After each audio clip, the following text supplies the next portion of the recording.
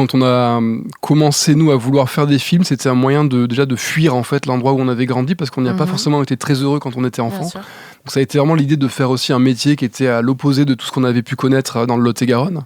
Et en arrivant à Paris, en commençant à écrire, etc., on s'est rendu compte en fait que tout ce qu'on écrivait qui n'était pas rattaché à ce territoire-là était assez mauvais en fait. Et on a écrit pas mal de films qui étaient très impersonnels. Je crois que les 3 premiers longs métrages qu'on a écrits se passaient soit en Afrique du Sud, soit aux États-Unis, où on avait à l'époque quasiment jamais mis les pieds.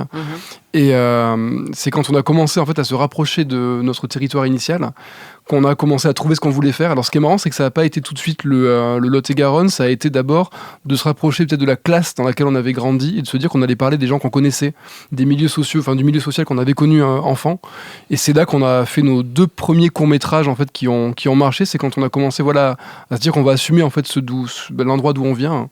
Et après on a aussi commencé à assumer les références qu'on avait, parce qu'elles étaient aussi pas les bonnes références, parce qu'on on a grandi avec des films d'horreur, des films populaires, un milieu qui n'était pas cinéphile, etc. Et je crois que c'est quand on a commencé aussi à assumer nos références de films d'horreur, etc., de cinéma populaire, qu'on a peut-être réussi à trouver aussi notre voile là-dedans, en mélangeant un peu, je crois, en peuplant le Lot-et-Garonne, ça c'est dans Teddy, des monstres qui l'avaient peuplé dans notre enfance, dans notre imaginaire d'enfant en fait, en se disant on va ramener la figure du loup-garou qui est très américaine, dans le cinéma en tout cas, on va la ramener dans le Lot-et-Garonne, pour créer une espèce de conflit comme ça, un peu entre la région qu'on avait fui et les références qu'on avait eues à l'époque quand on habitait. Ouais.